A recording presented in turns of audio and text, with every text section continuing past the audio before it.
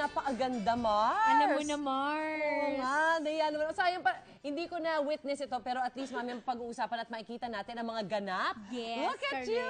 Ganda-ganda! Oh, tagal ginawa yun, Mars. Whole day ako nag-makeup. Totoo nga, hindi ikaw pa. Hindi kailangan ng marami. Hindi. Ayan, actually, itong shower na to, ang nag-ayos niyan, my best friends Ginger and Kate, and my sister-in-law, Isabel. Sila talaga yung bumuo nung shower. Ayan na sila, nagdadatingan ng mga bisita. Mukhang marami kayong tawanan, Mars. Alam mo na, si Lovely nandyan, si Rochelle, na malapit ng mag-asawa. Correct. Ayan. Tapos syempre, closest family and friends, ilan sa ating Tas may Mars games. family. Yes. Saya ng game na yan. Correct. Naku, Mars, pasensya na. Nag-text naman ako, pasensya, Oh, hindi ako it's okay, nakapunta. Mars. Oo naman. Yan, pero para dun sa mga hindi nakapunta, katulad ko at syempre sa lahat ng ating mga Mars, alam ko ang dami nating na-miss, kasi silipin natin ang mga naganap sa hashtag A Princess is Coming.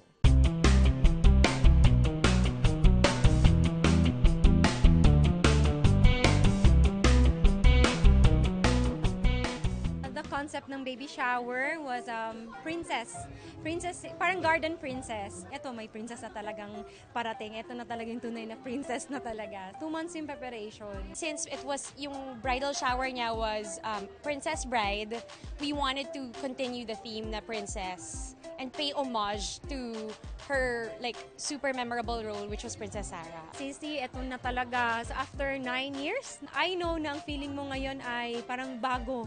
So bago lahat sa nangangapaka. Basta andito lang kami, si Mommy Alma, ako, si Kay, andito lang kami always to support you and to help you kasi alam talaga namin na medyo nakakapagod yung first 2 months. Good luck sa inyo ni VJ. Hi Bessie! I know na you're so excited. All you have to do is pray a lot and have faith and know that BJ will always be there for you. And also us, me and Ginger will always be here for you.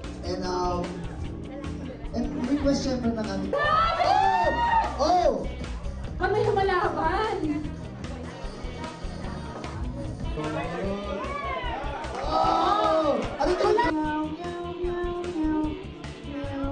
ABC. Congrats, may baby girl ka na. At ang next na Princess Sarah, alam ko na mapapalaki mo rin siya ng kamukhaan ni Nathan. Alam kong mahusay ka mag-alaga at magturo sa mga anak mo.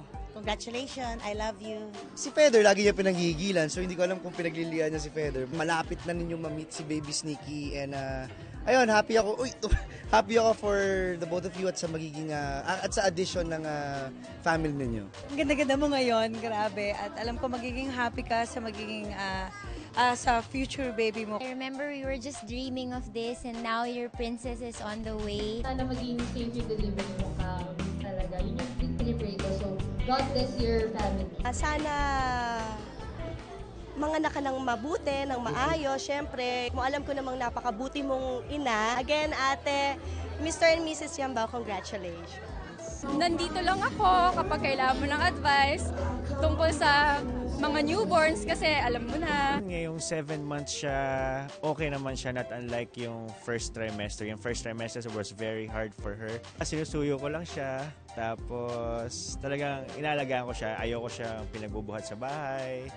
Lahat ng mga sinasabi sa kanya, love, ako na ang gagawa for you. Madadagdagan na naman tayo ng isa, so mas dumadami na tayo. Message ko na sana maging happy pa yung family natin. Love you! I think pwede ko i-change yung diapers niya.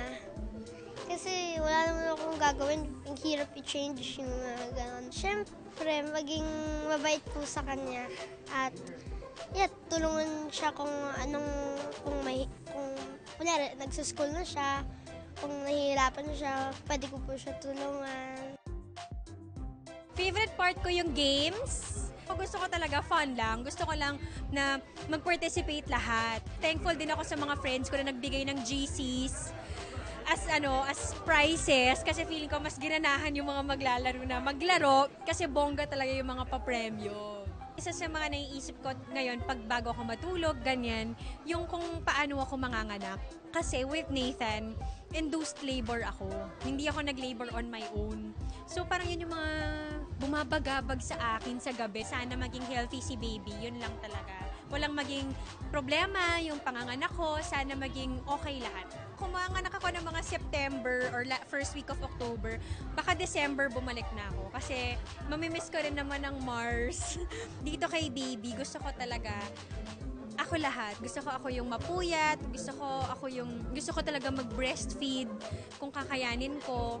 So, tsatsagain ko yung 2 buwan na yon na talagang alagaan ko lang siya bago ako magtrabaho ulit. 7 months ago, ito rin yung mga tao na kasama namin nung kami ay kinasal. At ngayon naman na malapit na namin i-welcome si baby girl, syempre sila ulit yung mga kasama ko dito na nagbigay ng regalo para i-welcome si baby girl. So, thank you sa inyong lahat. Kayo na malalapit sa puso naming mag-asawa. Thank you dahil lagi kayong nandyan sa bawat milestone ng buhay namin.